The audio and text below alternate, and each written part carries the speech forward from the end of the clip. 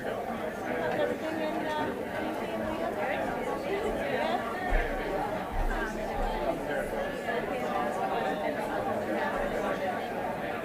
evening, everyone. My name is Jane Pickering. I'm the Executive Director of the Harvard Museums of Science and Culture, of which the Harvard Museum of Natural History, the sponsor for this evening's event, is one of those museums. So I'd like to welcome you all. I think we're in for a really fascinating evening. I was saying to Marlene, I've been waiting for this one. And so it's part of our Evolutions Matters series, and Professor Marlene Zuk is going to debunk pseudoscientific fads and show us what evolution really tells us about sex, diet, and how we live. So that's going to be fun, I think. Before that, though, I have to say a few more boring things. The first thing is, and we're very disappointed about this, Marlene's new book has not arrived, so we were hoping to be able to offer book signing afterwards. If any of you have brought one with you, I'm sure she'd be happy to sign it, but unfortunately they didn't arrive in time for us to do that.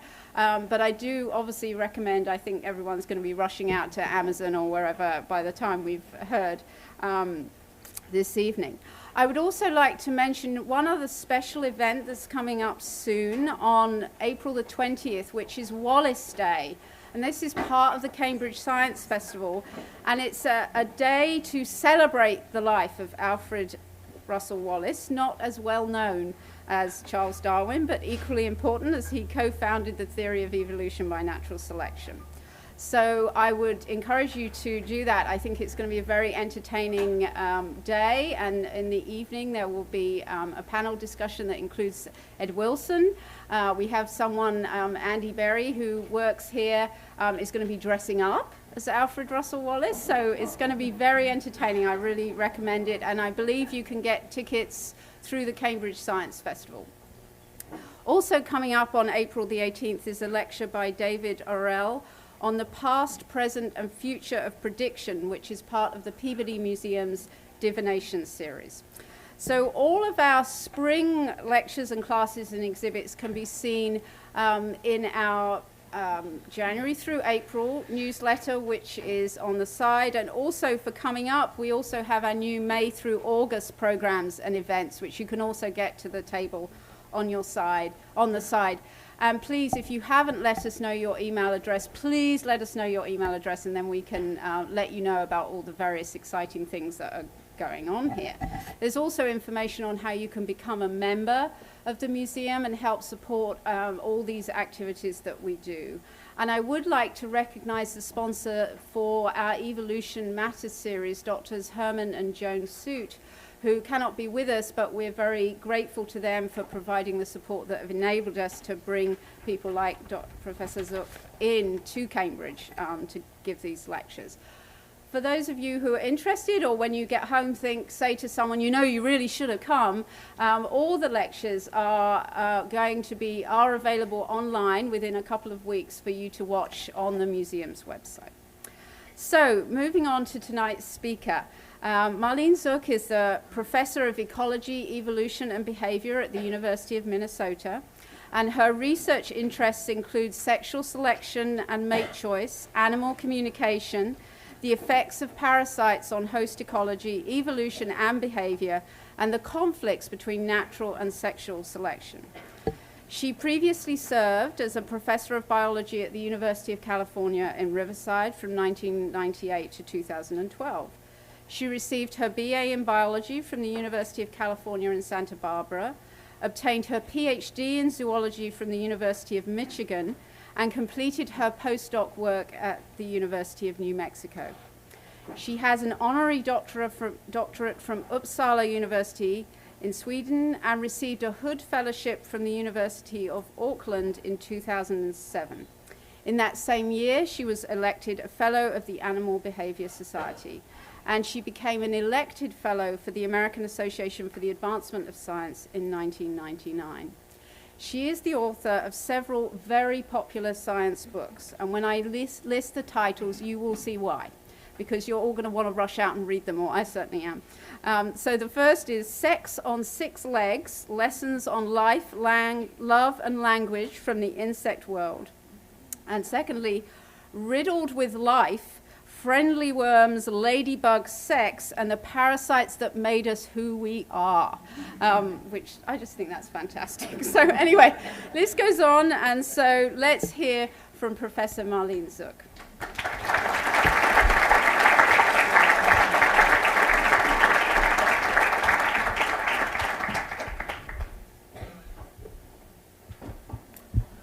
Thanks so much for the lovely introduction, and thanks so much to all of you for coming. So I am going to talk about the book, and I'm going to be reading little bits of it and then interspersing that with explaining some of the things from it. I want to start by showing you the cover of the Chronicle of Higher Education Review, which featured an excerpt, and this was, I just thought it was kind of a striking illustration of their concept of the book, which mercifully did not make it to the book's cover, but I think it actually is somewhat relevant because, you know, we often think about evolution over this great sweep of time in terms of very tiny changes that happen over millions of years. You know, we had fins, then there were paws, then, you know, we evolved opposable thumbs. And it's easy then to assume that evolution always requires eons. And that assumption, in turn, makes us feel that having gone from savanna to asphalt in a mere few thousand years, that, you know, we must be kind of caught out by the pace of modern life. You know, we'd be much better suited to something more familiar in our history. And so, you know, Dr. Julie Holland, writing in Glamour magazine in September 2010, counsels that if you feel less than human, constantly stressed and run down, you need to remember that, quote, the way so many of us are living now goes against our nature. Biologically, we modern Homo sapiens are a lot like our cave woman ancestors. We're animals, primates in fact, and we have many primal needs that get ignored. That's why the prescription for good health may be as simple as asking, what would a cave woman do? Now, I would also like to point out that I never really thought that thinking about cave women really kind of involved this much cleavage, but apparently that's also part of the way people are imagining our past, is that, you know, we were somewhat more buxom in that regard. But, you know, along similar lines, there's some comments from readers of the New York Times health blog, which is called Well, in which someone says, you know, oh, it probably goes all the way back to caveman days, the women out gathering berries, sweeping up the place, generally always on the run, cave Mr. Man out risking his neck, hunting a saber-toothed tiger or maybe a woolly mammoth, dragging the thing home, and then collapsing in a heap on the couch with a beer. I get it, makes sense. And so, you know, now I'm not suggesting that Glamour magazine or the readers of the New York Times have pinpointed the modern dilemma in its entirety, but, you know, it's hard to escape this recurring conviction that, you know, somewhere, somehow, things have gone terribly wrong. And so, you know, in a time where we have unprecedented ability to transform the environment, to, you know, travel across the continent in a few hours, to, you know, make the desert bloom, we're still suffering from diseases that our ancestors a few thousand years ago, much less our pre-human selves, you know, never knew. Diabetes, hypertension, autoimmune disorders. There's recent data that suggests that for the first time in history, maybe the members of the current generation are not going to live as long as their parents.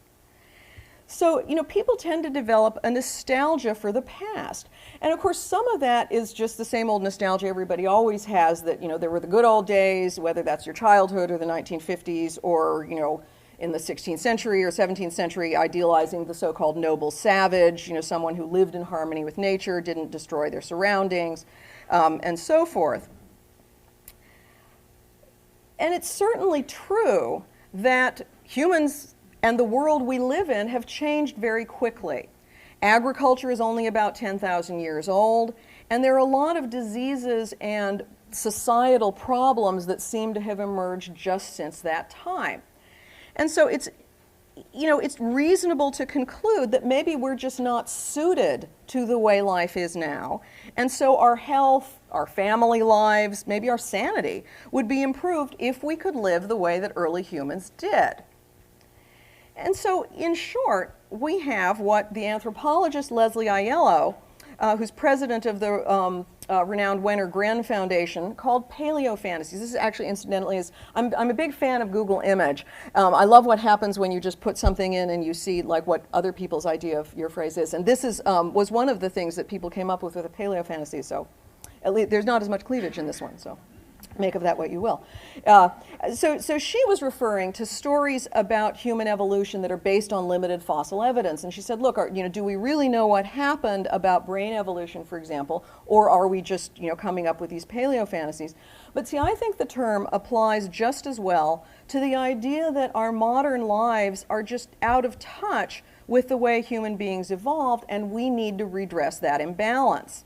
And so there's newspaper articles, there's TV shows, there's dozens of books and self-help advocates promoting all these things that we should do, whether it comes to our diet or barefoot running or sleeping with our infants, all this stuff that would be more natural and healthier because it's more like what our ancestors did. Now, I'm an evolutionary biologist. I'm absolutely all for examining human health and behavior in an evolutionary context. And part of that context requires understanding the environment in which we evolved. But at the same time, what I've become interested in over the last few years is that we tend to have some misconceptions about the way evolution works and about what that past was really like that can lead us astray. Part of that has to do, and part of why the paleofantasy is a fantasy, is because it kind of assumes that humans, or maybe our proto-human forebears, were at some point perfectly adapted to our environments. And so, this idea was, well, way back then, before agriculture or before, some other noteworthy event, we were living on the plains, we were in hunter-gatherer groups, we were just perfectly adapted to our environment. And it's easy to conclude that organisms are perfectly adapted to their environment because a lot of times you look at living things, you look at a leaf insect and you think it looks exactly like the leaf down to the little tiny spots that it has on its wings that imitate places of rot. So you think, oh, it's just perfect, this is absolutely what evolution has produced is the best solution. But the problem is that we can admire this, but all living things are kind of full of compromises. They're kind of jury-rigged. The insect has to resist disease as well as blend into the background. And it turns out that the same compound that's used to produce dark spots is also necessary for the insect immune system. So if you put a lot of your energy into one, you're not going to be able to put as much into the other. And so there's all these conflicting needs that mean there's automatic trade-offs so that everything is good enough, but it's rarely, if ever, perfect. So we've never been a seamless match with our environment, and neither is the insect. Instead, our adaptation is more like a broken zipper, so there's some teeth that align and others that gape apart. Except that it looks broken only to our unrealistically perfectionist eyes that themselves contain oddly looped vessels as a holdover from our evolutionary history. So, we can acknowledge that evolution is continuous, but still it seems hard to comprehend that that means each generation can differ infinitesimally from the one before, and there's never this cosmic moment when, a frog or a monkey or an insect looked down at itself and pronounced itself satisfied and said, okay, I'm done now, I don't need to evolve anymore. So our bodies are therefore a continuously jury-rigged system with echoes inside of us of fish or fruit fly or lizard or mouse. And wanting to be more like our ancestors just means wanting compromises, maybe just some different ones. So recognizing this continuity of evolution also makes it clear that it's really futile to choose a particular time in our past for human harmony. I mean, why would we be more out of sync at one particular time than, those who came before us? I mean, did we really spend hundreds of thousands of years in stasis, perfectly adapted to our environments? When during the past could we have attained that kind of level of adaptation? I mean, if they'd known about evolution, would our cave-dwelling forebears have felt nostalgia for the days before they were bipedal, when, you know, life was good and the trees were a comfort zone? I mean, I'm sure a lot of you realize that being bipedal has meant a lot of compromises in our skeletons. It's meant that we get back pain that we wouldn't have if we walked on 4 legs. But that doesn't mean that being quadrupedal was more perfect than being bipedal. Scavenging prey from more formidable predators, which is what, you know, like modern hyenas will do, where they take kills that other animals have made, is thought to have preceded or maybe at least accompanied actual hunting in human history. So were then those early hunter-gatherers convinced that, you know, swiping a gazelle from the lion that caught it was superior somehow than this newfangled business of running it down and killing it yourself? I mean, and why stop there? I mean, why not long to be aquatic since life arose in the sea?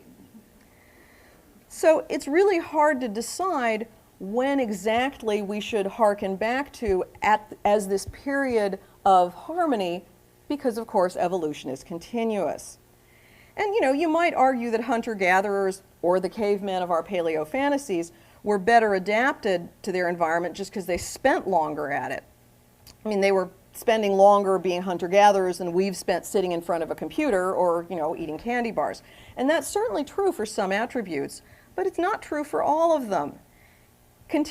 Selection is continuing in our lives as it was in those of our ancestors. Now, it's important to dispel the myth that modern humans are operating in a completely new environment for one reason in particular that people often bring up, which is that we only recently begun to live as long as we do now, whereas our ancestors or maybe the average hunter-gatherer lived, you know, until they were 30 or 40, and, you know, so therefore we've never had to experience anything associated with an older age. Now, it's certainly true that, and everybody's read these stories about how, you know, in ancient Rome, the average age at death was, you know, 42, or, you know, certainly even in some, you know, average life expectancy varies across the globe even now. But it's important to understand that an average life expectancy is just that. It's an average of all the ages that people were when they died. And in fact, it turns out that you can have a very low average life expectancy with lots of old people. And so I'm just going to give you a brief illustration of how that would be, because this is one case where I think it actually helps to go through the math. So let us take a hypothetical population of 100 people, and so we'll start when they're children, and then we'll immediately kill half of them off. So there's 50 kids who all die at age 5, or maybe before age 5, because that's a common thing to happen. They're getting childhood diseases. The other half survive. And in fact, the other half live into adulthood, and they grow up and they do all the things that adults do, and they, you know, reproduce and so on and so forth. They all, in fact, reach age 60, all of them. So all of the 50 that are left reach age 60. But at that point, sadly, 20 more of them die. So we're left with 30 of them. And then the remainder reach age 75. Finally, at that age, all of them succumb. All right, what's the average life expectancy? Well, you just have to multiply that there were 50 that died at 5, 20 that died at 60, 30 that died at 75, add those all up, and divide by 100, because that was our original starting population. Lo and behold, the average age at death is 37. So this looks like one of those societies that people talk about where nobody lived very long. Of course, plenty of people lived a long time. It's just that there was this preponderance of kids that died early on in life, and that gives you a low life expectancy. So understanding that, I think, helps put our own modern lifespans at least in a little more perspective. Old age is not a recent invention. Its commonness is. So nonetheless, or sort of nothing daunted, you know, people are still very interested in this idea of going back to the old times. And in 2010, the New York Times ran an article titled "The New Age Cavemen and the City," about modern-day followers of a supposedly evolution-based lifestyle. And these people, mainly men, subsist largely on meat. They eschew any foods requiring the newfangled practice of cultivation. They exercise in bursts of activity intended to mimic a sprint after escaping prey. And the Sydney Morning Herald ran a similar article with one adherent noting, quote, "The theory is that you only eat what our ancestors ate 10,000 years ago. It's what you could get with a stick in the forest." Frequent blood donation is also practiced, stemming from the idea that cavemen were often wounded and hence blood loss would have been common. Actually, this photograph, which is from the New York Times, University of Wisconsin anthropologist John Hawkes noted that this photograph kind of looks like the cast of Pleistocene Twilight. And surprisingly, New York City turned out to be a hospitable place to practice these principles, partly because it's really easy to walk to your destinations. And one of those profiled did his walking dressed in a tweed coat and Italian loafers, but the lack of adherence to an ancestral wardrobe of presumably skins and hides goes unremarked. Now, so there's a lot of, this is obviously an exaggerated view, in the New York Times article, was kind of tongue-in-cheek. And even the most ardent followers of, this paleo lifestyle are not really trying to live exactly like people would have 10,000 years or, ago or more. But, again, there's a lot of people who have an interest in trying to mimic what life was like a long time ago. And there's lots of blogs and, websites where you can talk about how you might do this. So there's a commenter on one such site, cavemanforum.com, who says, "I see more and more mistakes in moving away from paleo life. All these things we need to feel happy, to be healthy. It sounds stupid, but I've started feeling like agriculture really was the biggest mistake we ever did. Of course we can't bring the times back, but in a strange way I wish we could. The solutions to our problems lay there. Not just food. I feel like we messed up and we are paying for it." And so, again, like I said, a lot of this stuff is tongue-in-cheek, and I really, I must point out that sometimes people, get a little aggrieved that I'm poking fun at people who are really just trying to tweak their diet, and no, this is not my intent. But I do think that there is a real kernel of commonality here of people trying to figure out how they can go back to a time that they perceive as being more suited to the way we really ought to be living.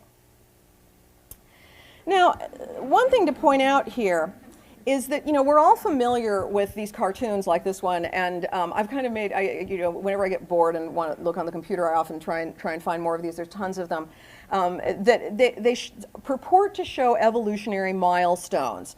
Some of them start with a fish that's morphing into a lizard that crawls onto the land, followed by various types of mammals.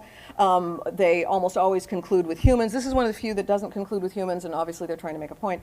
The humans often clutching a spear. Oh yeah, there's a spear in this one. So sometimes they've got, knuckle-walking ape transforming into this kind of beetle-browed guy with a club, and then we've got, a sort of a well-muscled, guy in a loincloth, and then changing into a slouching kind of paunchy guy bent over a computer. Now, I know these are caricatures, but they're very common, and I think they also betray a misconception about the way we think about evolution. So, for one thing, these things almost never show women, and I have looked. The only time they show women is if they're trying to make a point about women in particular. They never show women as people, which is sort of an interesting commentary all by itself. The other thing is that they assume that we've got this straight line of evolution, so that one form is then replaced by a better form, which is then replaced by a yet better form. And so if they conclude with people, as they pretty much always do, the assumption, therefore, is that people are where we were supposed to end up. So therefore, we think that, evolution is progress. Evolution has a goal. We're trying to get somewhere. But of course, that's not true. There is no progress in evolution, except in the sense of organisms becoming better adapted to their environment, and even that's a relative term. No living thing is trying to get anywhere, and humans are not at the pinnacle of any kind of evolutionary tree or ladder. So everything that's alive today is equally related, or is equally as evolved as every other living thing. You can't talk about human beings as being at the pinnacle of evolution unless you really want to ascribe to one of those progressions. So these cartoons, they're amusing, but they really are wrong. So then the question is, well, okay, did we end up getting stuck in the Stone Age? What if our genes, as some people suggest, are genes that are best suited to many thousands of years ago, and they've somehow been blasted? People will sometimes talk about us having Stone Age genes in the Space Age. We don't really call it the Space Age anymore. I guess that's kind of a retro term. I don't know what we'd call it. But the idea is that we've brought our old genes into a newer environment. Well, so what does it mean to actually say that our genes are old, but our environment is new?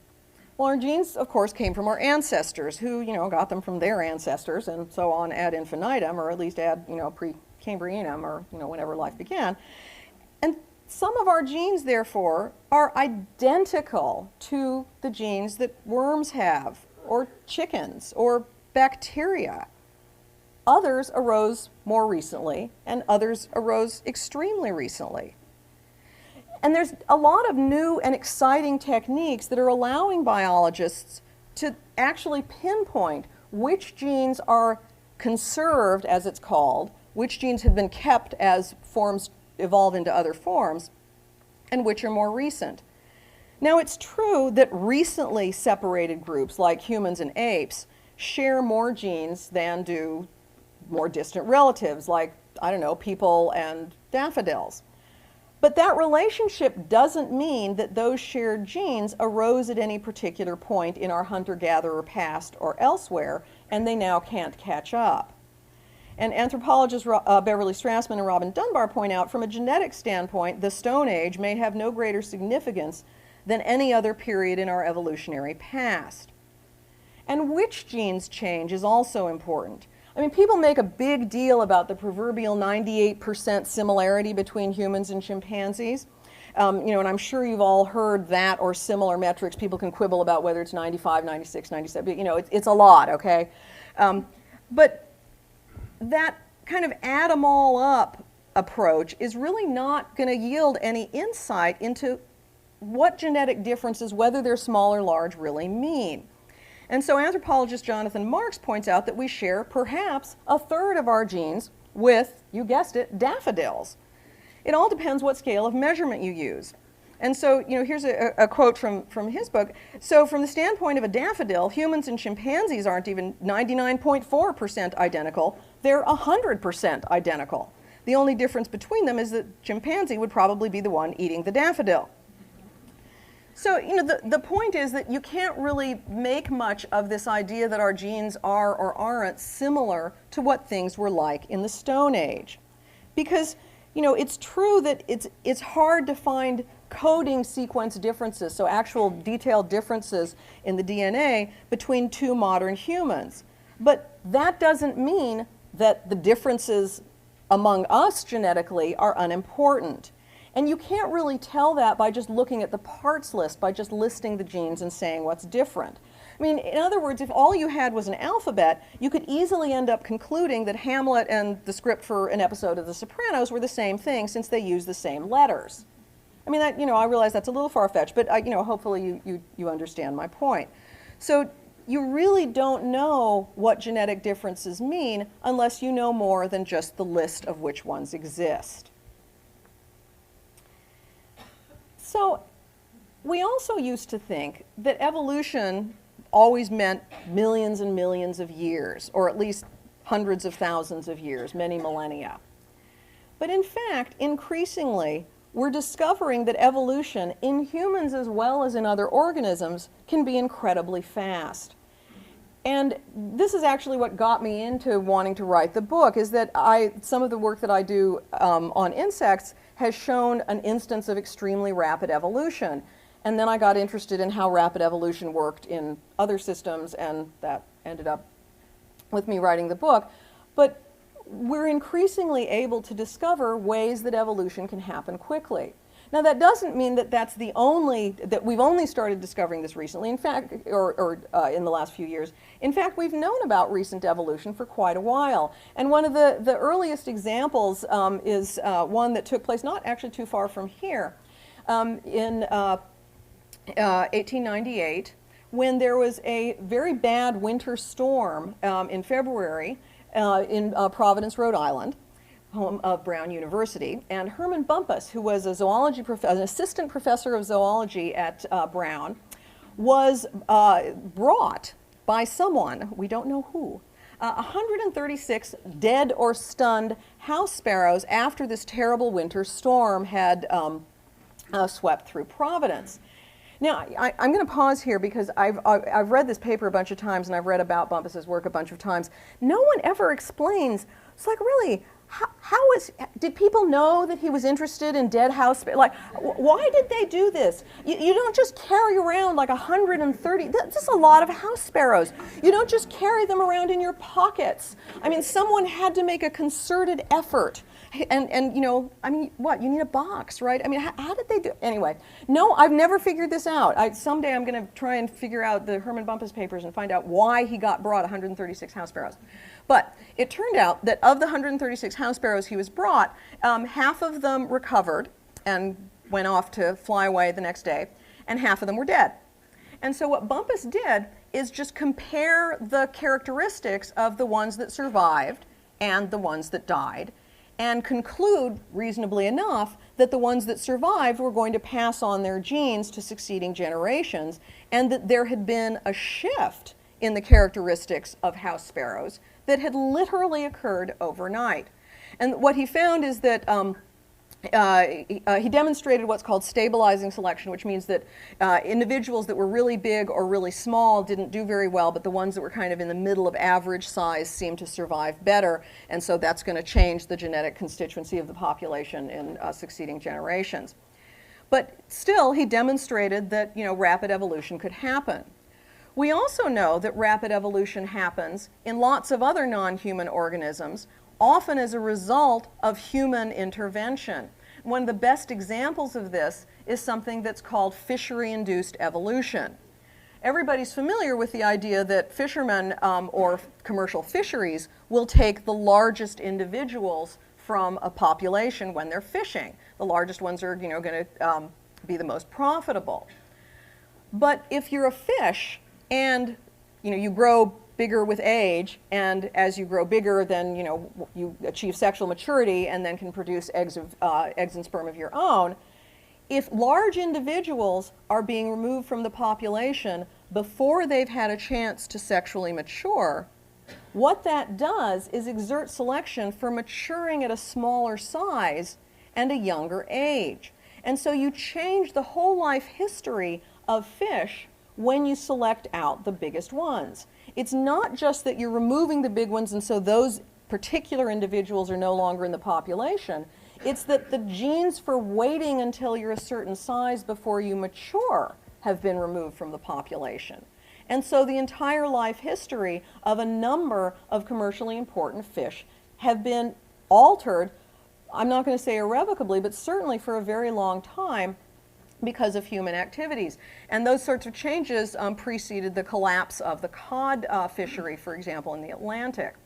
Now, it's also true, this last point that we need to ensure it's a genetic response, is that sometimes fish, as well as other organisms, can change the age at which they mature within their lifetime, so it's not an actual change in the genes of the population. But in other cases, it absolutely is. And there's countless instances of this in non-humans where we can demonstrate that so-called rapid evolution, or it's sometimes called contemporary evolution, it's sometimes called evolution in ecological timescales, because it means the time scale over which an ecologist would study a population. It happens all the time. Well, what about people? People too have exhibited rapid evolution, because sometimes people say, well, that's all very well for, you know, something that's happening to cod or something that's happening to crickets, which is what I study. But really, people just can't change that fast. That turns out not to be the case either. The poster child for rapid human evolution is the ability to consume dairy. Now, other mammals, as I'm sure you're all aware, well, all mammals, and, you know, humans are mammals too, so all mammals consume milk when they're young, and that's what makes us mammals. But for all mammals other than people, the ability to digest milk sugar, lactose, disappears after weaning. And so consuming dairy results in digestive disturbances because we've lost lactase, the enzyme that allows us to break down the milk sugar. But as we're all well aware, and I'm sure a reasonable proportion of people in this room have demonstrated even today, there are humans that can digest dairy without those digestive difficulties. It depends, however, on where your ancestors came from. And this is why, I love this example. I think it's one of the coolest ways that scientists have been able to really pin down evolution in humans. And what we think has happened is that people started herding cattle originally, not for dairy, but for meat and hides. But when they were doing this, if there's some people in the population that can just happen to have a gene variant that allows them to break down lactose, just because populations vary, there's genetic variation in all kinds of traits, then they could utilize a food source that other people couldn't. Furthermore, there's some people who believe that milk was also advantageous because it could serve as a source of uncontaminated fluid. So both of those would have been an advantage thousands of years ago. And people that could break down lactose would have thrived in the population, passed on their genes disproportionately. That then would have encouraged more cattle herding or the herding of other milk-producing animals to occur, which in turn would more strongly select for lactase persistence, which in turn would get people herding cattle more, and so forth. And what we have is what's called gene culture coevolution. So people sometimes say that, but humans have culture, and doesn't that mean that we can't evolve anymore? Well, not at all. In fact, genes and culture can evolve together.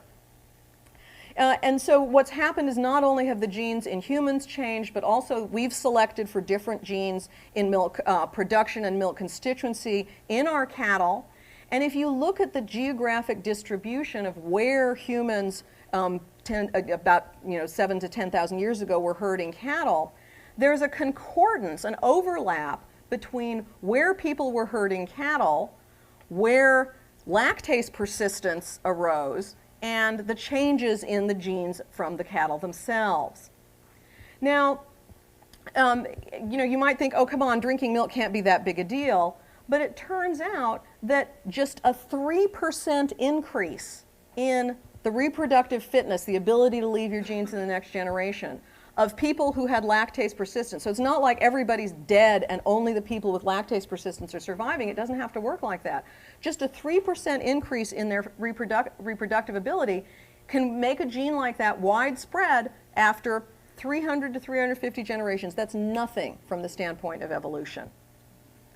Now, worldwide today, we still exhibit lactase persistence. There's about 35% of people all over the world that show it. So it's certainly not universal, but there's been a genetic change, evolution, recently in people both from parts of Northern Europe. So if your ancestors are from Northern Europe, you're more likely to have inherited a gene that allows you to digest lactose. Also from parts of Africa where people historically were herding cattle. I think this is just kind of the really cool part. So the actual gene that allows you to do this, the actual gene that lets lactose be broken up, is different in the different places, but it has the same effect. So what about other foods? So in other words, the big story from this is that obviously people who say, oh, we shouldn't be consuming dairy because it's not natural for humans, well, it wasn't then. It is now. So what about other foods? People often want to know. The evidence is not as clear-cut. There's a reason why, like I said, this is the poster child. We really understand a lot about how lactase persistence evolved. But another cool thing in terms of diet is that if you come from a place where your ancestors have been consuming large amounts of grains and starches, you have more copies of amylase, which is another enzyme that allows you to break down starch.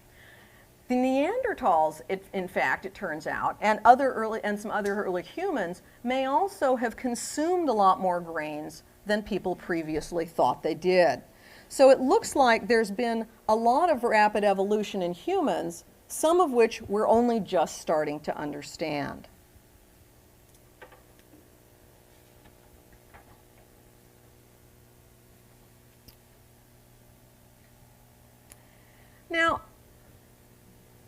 the big question that I think comes up a lot of the time is whether human beings are still evolving.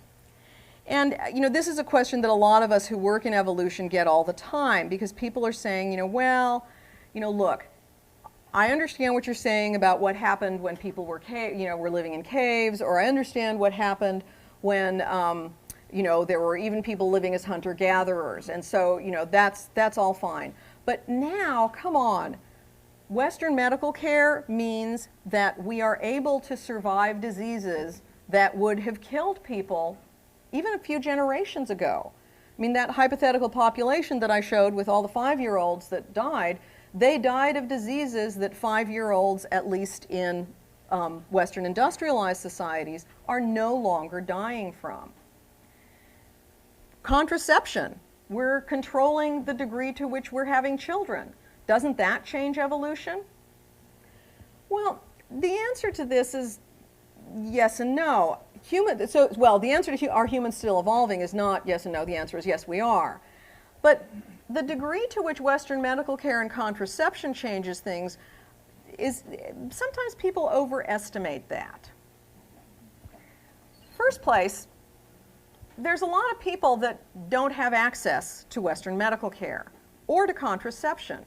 And diseases, though we tend to forget about that living in the society we're now living in, is still a real threat in the world. And ever so often, when a new form of flu comes out, someone will say, oh yes, but remember the days, and they're not so distant, when infectious diseases were an enormous problem for human beings, human beings all over the world.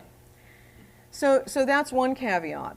And another one is, remember, there's no reason to think that evolution would have stopped for people because those cartoons, remember the cartoons are wrong. The cartoons show that, okay, the cartoons are also partly responsible for this, because they're showing that evolutionary progression where you get to people and then of course you stop. Or sometimes people will ask, oh, but what's going to be the next form that's going to take over after people? Well, it doesn't work like that, because amphibians didn't take over from, they're still fish. It's just that, there was a fish-like ancestor from which modern fish and amphibians both evolved. So people aren't this end point, and if you think about it like that, then it becomes a little silly to talk about why, whether people would have stopped evolving. And maybe more to the point, the real question should be, and this quote is from Mary Pavelka, who's a primatologist at the University of Calgary, and this is from an article in Science, and she said, the question, are humans still evolving, really should be rephrased as, do all people have the same number of children? Well, of course they don't. And it's that differential genetic representation in succeeding generations that is going to do what evolution always does. It's going to change, the gene frequencies that we're seeing in the population. So I want to give a couple of examples of what we know about current evolution. In a way, you can think of lactase persistence as falling under that category. It's certainly recent evolution. But this is a study that shows how evolution is happening right now. So some of you may be familiar, actually, with the Framingham study, since it takes place in Massachusetts. Now, it was begun in 1948 as a way to understand cardiovascular health. And the idea was to look over the long term at health characteristics of a large number of people and measure them over and over through their lifetime, then look at their children, measure their characteristics, and so on and so forth. So there were lots of measures like blood pressure and cholesterol taken from the same number of individuals from the Framingham study.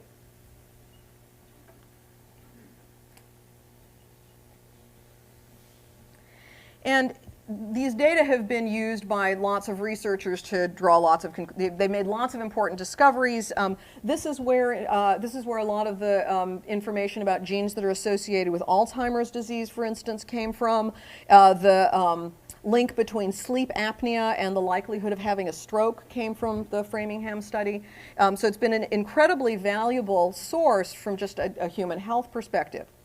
Now, the scientists who began the Framingham study were not particularly, obviously, interested in evolution. They weren't evolutionary biologists. They were physicians and people interested in public health. But the information from this study is exactly what biologists who look for evidence of natural selection in an animal population would use. So now the first and second generations of women from the study are now postmenopausal, which means they've already had all their children. And a third generation's in the midst of data collection and still reproducing. So this information is not terribly different than what you would collect if you were looking at fruit flies. You're trying to understand whether there's a relationship between the number of offspring an individual has had and that individual's characteristics, maybe body size. We do that when we look at fruit flies or house sparrows. And so there's height and weight measures that were taken in the Framingham study and various health measures. So if women with a certain trait reproduce more and the trait itself is one that can be passed from parents to offspring, then we can imagine that natural selection's occurred. So what people have done, a team of scientists led by Stephen Stearns from Yale, they focused on the women because their offspring, their children, are obviously more unambiguously able to be calculated than looking at children from men. And they looked at the characteristics of those women and their children and how many children they had, and then calculated, much as you would if you had a population of fruit flies or some other organism, what was going to happen in the future.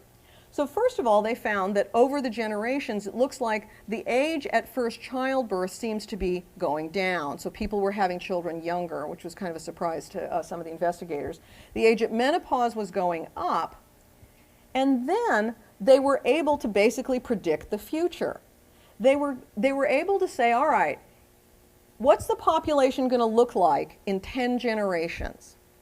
Turns out that the women of Framingham, assuming they all, and of course this assumes that the environment's the same and that we're not changing any of the selective forces. The women of Framingham are going to be shorter, they're going to be a little bit plumper, they're going to have lower cholesterol, and they're going to have lower blood pressure. They're going to change evolutionarily. And the leader of the study said that natural selection is acting on this human population to cause slow, gradual evolutionary change. Now, like I said, this assumes the environment stays the same, and there's other caveats in there, so nobody's saying that they're going to predict it absolutely down to the millimeter. But these sorts of data are really an exciting way to understand how human evolution is still proceeding. And there's other long-term studies like that in other parts of the world that are coming up with similar sorts of ways of analyzing what's happening to humans. All right, another example takes place in a different way, or it takes place very far away in a different place and far away, and also used a very different way of studying this. I mean, the Framingham study is basically using tools that were available to Herman Bumpus. But in this case, we're able to use some more modern genetic tools to understand exactly what's happened to change the human genome. And this has to do with altitude adaptation in the mountains of Tibet. Now, there are populations of Tibetan natives who live at altitudes of 13,000 feet. And as you know, that's ordinarily really hard on people. They have altitude sickness, they have all kinds of other compromises to their physiology that can result in reduced fertility for women. Women will have difficulty getting pregnant at high altitudes and so forth. These Tibetan natives don't experience these sorts of effects, and they don't get altitude sickness. They have a faster breathing rate, but, and this is a key point, they don't show an increase in the amount of hemoglobin or the amount of red blood cells they have. And this isn't something that just happens as they're growing up. This genetic change happened as little as 3,000 to 7,000 years ago, which again is incredibly rapid. And what's interesting here is that if you compare the genes of those Tibetans with ethnic Hans from China who are also living at high altitudes, the genes are different. the Tibetans have a gene variant that's associated with the production of actually less hemoglobin. Now this sounds kind of counterintuitive, but in fact, having less hemoglobin turns out to be a good thing for them because it means that they avoid a problem that's associated with having sort of too thick blood and having too many red blood cells. Now think about this. Now we know that humans evolved at sea level. If you're at sea level and you increase your hemoglobin when oxygen is low, so if you have a low amount of oxygen in your bloodstream and you just ramp up the amount of hemoglobin you're producing, that will counteract mild anemia, which is usually the reason why at sea level you would have low levels of oxygen. But altitude sickness will not be helped by increasing hemoglobin, because all that does is thicken your blood. And the problem isn't that you don't have enough oxygen in your bloodstream, it's that there isn't enough oxygen in the air. Now, evolution, of course, doesn't know, so to speak, why your blood oxygen decreased. So if you just have a rule of thumb that says, okay, oxygen is low, I'm going to make more hemoglobin, that's great at sea level because it'll help with anemia. But at high altitudes, not having this response and having lower hemoglobin levels will help because it will allow the hemoglobin that you do have to flow more efficiently and allows you to avoid the effects of altitude sickness. Now, this brings up the last point I want to make, which is that this kind of tinkering around with the way hemoglobin works is probably not what you would have come up with if you would have said, okay, we need to build a human being that's going to be able to live at 13,000 feet and this whole blood circulatory thing needs to work. You would not have come up with let's lower the amount of hemoglobin they have. But that's because nature is not an engineer. Nature's a tinkerer. And this phrase is from Francois Jacob, who's a French Nobel laureate who wrote a very famous paper in the journal Science in 1977, where that's the phrase he used, that evolution is a tinkerer, not an engineer. And that an engineer starts with what they want to achieve and then gets the parts together to come up with the best possible solution. A tinkerer just says, what's lying around in the garage? I'm going to use that to come up with the solution, and I'm going to take the parts I have to hand. And that's what nature does. So that evolution's always working off of these existing parts. It's not like you're starting from scratch every time you make an organism. And that's why, like I was saying, we're carrying with us the genes of fish and daffodils and bacteria, which have been kind of mishmashed together, and then some of them have changed very rapidly to produce what we are now. But all of that depended on the parts that were lying around in the garage. So the final point is that evolution really you just have to make it work. It just has to be good enough. And so sorry, you must all be asleep. So the discount liquors thing came because seriously, if you Google rapid evolution, I have no explanation for this.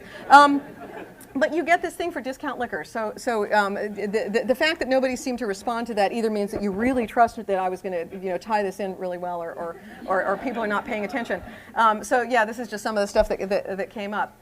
And so again, there's this idea that organisms are simply not in perfect harmony with their environment, because being in perfect harmony would not have come up with a solution like the hemoglobin for the Tibetans. It's just that it's good enough. Now, people really like being recently evolved or evolving really well. What was funny about the Tibet story when it was released just a year or two ago is that everybody wanted to call it the fastest case of human evolution on record, as if we're kind of in this race and people are trying to get credit for having, now all of a sudden, evolving quickly is a virtue. And there really aren't any prizes for this. And if there were actually, if there were a prize for most recently evolved, of course, I'm sure you all realize who would get them. It would be a microbe, because our disease-causing organisms are always evolving very rapidly, more rapidly than we are, which is one of the reasons we have difficulty in controlling them. So if you really want to give a prize to somebody for being most recently evolved, you can give it to the AIDS virus, but that's probably not something anybody's all that eager to do.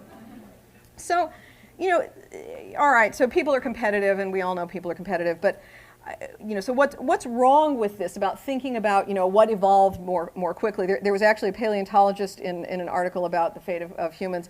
A paleontologist said that, you know, humans are first-class evolvers, you know, like, oh, okay, this is now something else we've got to be good at.